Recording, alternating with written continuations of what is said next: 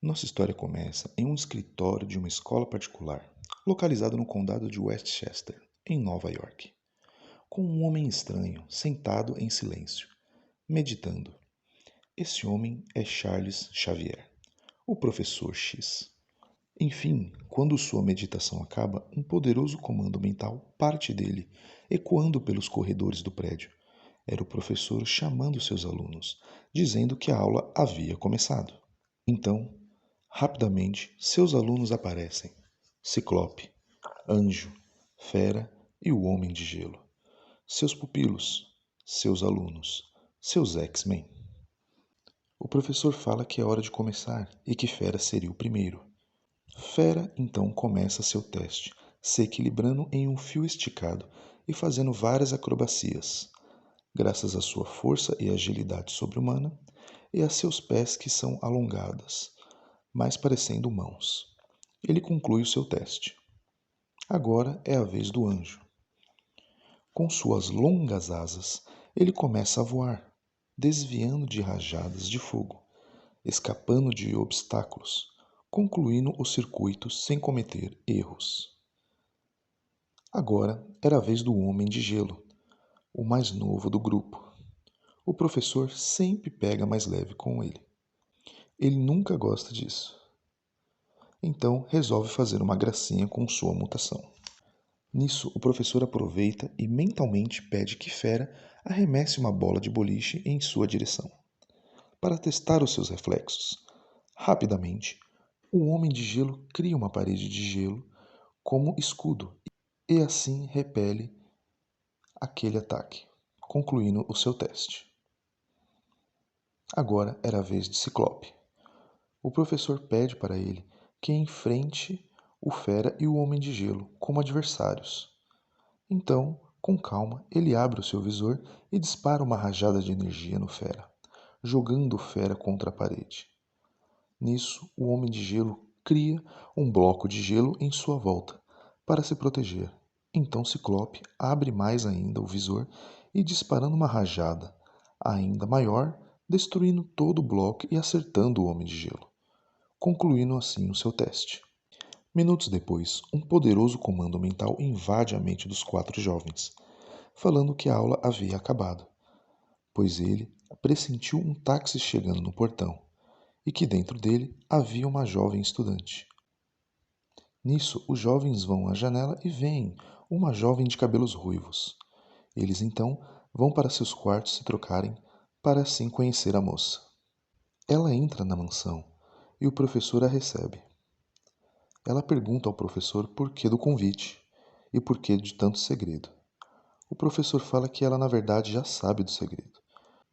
E ele fala que consegue ler os seus pensamentos e sabe dos seus talentos incomuns. E que essa escola todos são mutantes, com dons especiais que os humanos não têm. Nisso, os jovens chegam para se apresentar. Hank McCoy, conhecido como Fera. Bob Drake, o Homem de Gelo. Scott Summers, o Ciclope. E Warren Worthington III, o Anjo. E essa é a jovem Jean Grey, que será conhecida como a Garota Marvel. Os jovens se aproximam para conversar com ela e Scott puxa uma cadeira para ela se sentar, mas de repente a cadeira escapa de suas mãos, indo de encontro a Jean, assustando os rapazes. O professor pede para ela demonstrar mais de seus poderes. Então ela senta na cadeira e começa a levitar um livro que se encontra em sua frente. Ela fala que está muito à vontade em usar as suas habilidades, pois sempre teve que escondê-las. Então, o professor começa a falar mais sobre a sua escola. Ele fala que é um mutante com o poder de ler a mente das pessoas e projetar os seus próprios pensamentos na cabeça das pessoas.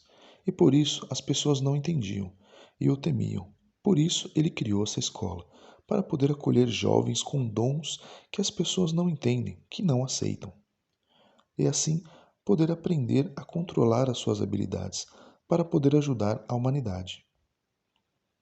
Jean Grey então pergunta qual é a real missão de estarem todos ali. O professor fala que existem muitos mutantes no planeta, só que nem todos querem ajudar a humanidade. Alguns odeiam a raça humana e querem destruí-la, e que o nosso dever era proteger a humanidade desses mutantes malignos. Naquele exato momento, em um laboratório secreto perto do cabo Cidadela, um desses mutantes malignos prepara-se para atacar. Ele acredita que os mutantes deviam dominar o planeta Terra e que a raça humana devia se curvar perante o Homo superior. Esse mutante é o Magneto. Ele observa o lançamento do mais poderoso foguete já feito, e a primeira fase do plano dele é demonstrar o tamanho de seu poder para que eles se rendam. Então, o foguete é lançado, e quando ele alcança uma altitude, o Magneto concentra sua energia magnética e lança essa energia para cima, até alcançar o foguete e mudar a sua rota, fazendo ele cair e se destruir. A NASA e os soldados ficam sem entender o que pode ter acontecido. No dia seguinte, a chocante notícia é transmitida para o público. Mas o pior ainda estava por vir. Naquele mesmo local de lançamento, um local fortemente armado, subitamente a metralhadora salta no ar e começa a disparar para todos os lados. Não só as armas, mas também os tanques estavam descontrolados. Em segundos, toda a base secreta estava em alerta vermelho, quando de repente no céu surge uma mensagem, composta por partículas metálicas do próprio ar, magnetizadas pelo mutante escondido. A mensagem era: entreguem a base ou tomarei a força. Magneto. O general e os soldados não entendem o que está acontecendo. E no seu esconderijo, o Magneto os observa. Ele vê que eles estão assustados, mas não estão se rendendo. Então, ele vê que precisa demonstrar mais uma vez o seu poder. Ele direciona um impulso magnético através de um gerador para aumentar a sua potência. Em instantes, ondas invisíveis de pura energia magnética partem diretamente para um cílio subterrâneo.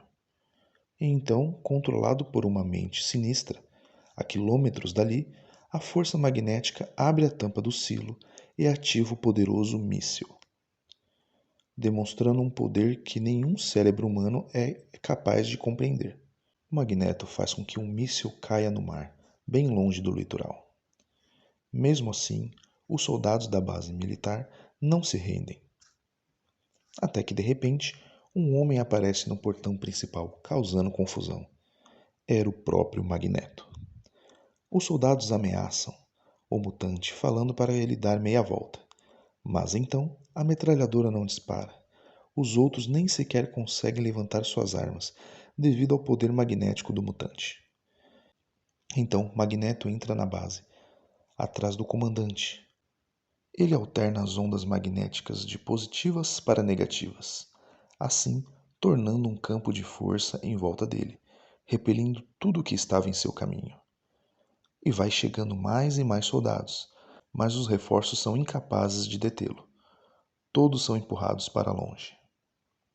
Então, o Magneto estreita as ondas magnéticas em volta dos soldados, deixando os soldados presos. Então, ele chega até o comandante e exige que se renda. O comandante tenta ir para cima do mutante, mas uma energia magnética o envolve, o prendendo. E assim, Magneto conquista o seu objetivo. O cabo Cidadela agora é dele. Enquanto isso, na mansão, um poderoso chamado mental atinge o cérebro de cada um deles. Era o professor chamando seus X-Men para o seu escritório. Chegando lá, ele fala que ouviu uma notícia no rádio, que uma crise estava ocorrendo no cabo Cidadela. E tudo leva a crer que se tratava de um mutante maligno. E que era a missão dos X-Men detê-lo. Então, os X-Men correm para se aprontar. Eles entram dentro de um jato particular, controlado mentalmente pelo Professor X, e vão rumo ao Cabo Cidadela. Pouco tempo depois, em Cabo Cidadela, os esforços do exército de invadir a base secreta é em vão. Quando eles chegam na base, o Ciclope vai até o general e começa a conversar com ele, e consegue convencer a parar o ataque para que eles tentem uma investida. Assim, Ciclope chama os X-Men e vão até a base que está revestida pelo campo magnético. Ciclope tenta entrar, mas não consegue. Então, mentalmente, o professor fala para o Ciclope usar a sua rajada de energia na potência máxima. E Ciclope libera a rajada de energia, conseguindo romper a barreira. Já dentro da base, Magneto sente o impacto e fica surpreso, por ver que tem adversários com dons especiais. Ciclope quase desmaia por ter usado a força total, mas ainda assim os X-Men conseguem entrar. Magneto vê e o subestima por eles serem 5 jovens. Então, ele aciona mísseis para interceptá-los. O primeiro alvo é o Anjo, que, usando sua habilidade de voo, consegue desviar dos mísseis. Então, o Homem de Gelo lança bolas de neve, congelando os mísseis. Mas ainda restava um.